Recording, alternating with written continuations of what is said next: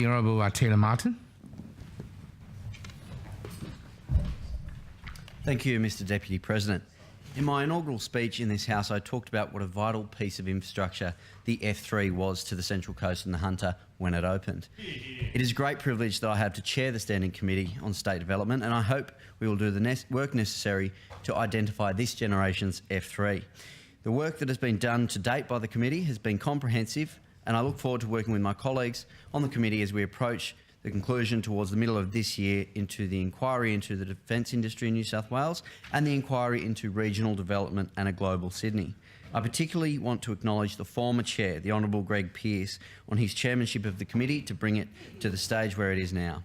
In November last year, the committee published a discussion paper for each of the two inquiries, and I want to take some time to reflect on those today. The terms of reference for the inquiry into regional development and a global Sydney, which was referred to the committee by the Minister for Planning, Housing and Special Minister of State, the Honourable Anthony Roberts MP, who is well aware of the potential that exists in the regions to benefit from Sydney's burgeoning economy. One particular point that stood out to me in the discussion paper is the conjecture around where Sydney ends and where regional New South Wales begins. Mr Deputy President, the answer is not so clear-cut. Some argued that regions such as the Hunter, the Central Coast, the Blue Mountains and the Illawarra are naturally a part of Greater Sydney. Others believe that these communities should be distinguished from Sydney. The Hunter Business Chamber observed, the umbilical cord that connects Sydney and Newcastle is nothing like it is between Sydney and the Central Coast, or Sydney and the Illawarra, or the Blue Mountains.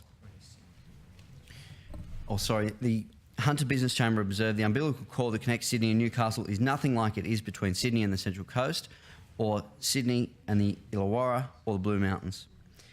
That 100-kilometre zone is a fuzzy line that rules things in and out based on distance alone. This was also highlighted in a submission by the Illawarra Pilot Joint Organisation, which stated, while stakeholders in this region continue to work closely together, whatever the boundaries established for specific programs or state or federal agency delivery areas, the community and the private sector remains confused not just in this region, but in many regions across New South Wales, by the continuing lack of consistency. This does not provide a firm governance basis. It muddies the collection and use of data and creates divisions in discussions of priorities. As a member who comes from one of these regions, I know how this can impact on planning.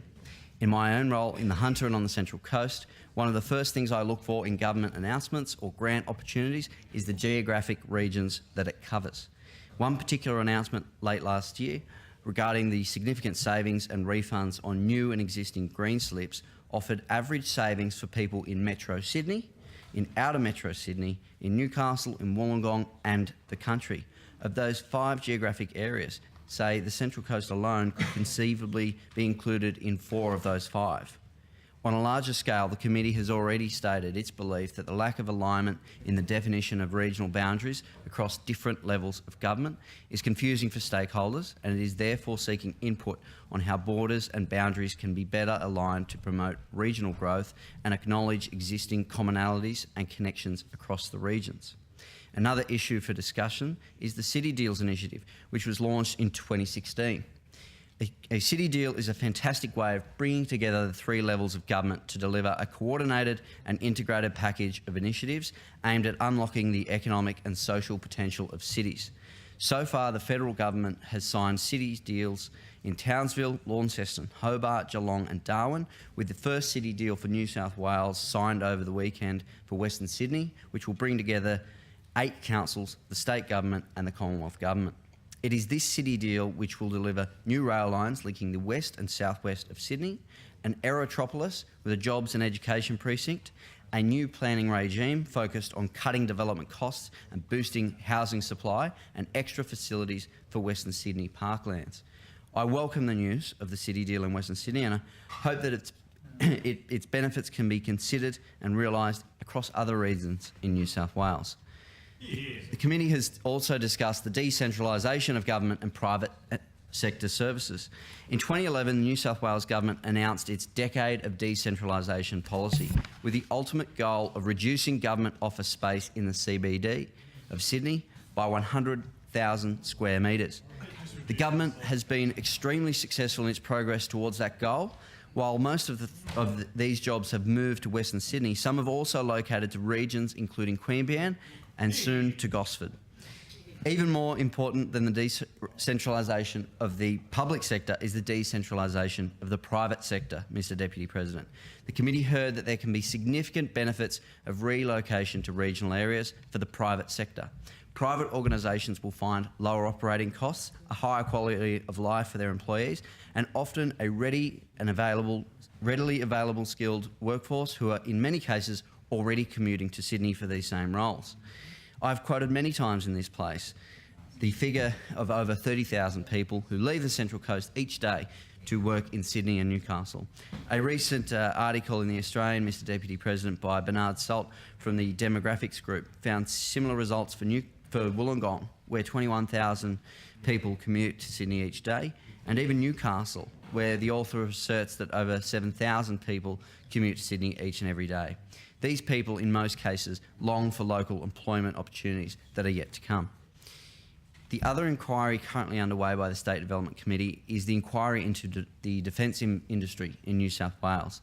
The terms of reference for this inquiry was referred to the committee by the Minister for Primary Industries, Regional Water, Trade and Industry, the Honourable Niall Blair MLC, to identify how to grow the defence industry here in New South Wales.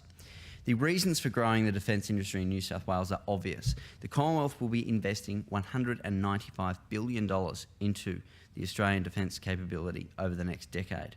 This incredible spend presents a considerable opportunity for New South Wales to increase its expertise, innovation and employment in this area. In the Hunter alone, defence and defence-related industry is important, with more than 4,600 people and jobs and an economic contribution of around $1.31 billion in the financial year 2014-15 alone. From next year, the RAF base at Williamtown will generate some around $1 billion of investment at the base, thanks to the Joint Strike Fighter project, Mr Deputy President. In New South Wales, there are 6,500 small and medium enterprises working in the defence space, with many of these centred around the Hunter, Sydney Harbour and Shoalhaven. New South Wales is also home to a larger global defence contractors with a base in our state. Together, these small, medium and large organisations provide a strong starting point for expansion of the defence industry in New South Wales to grow from.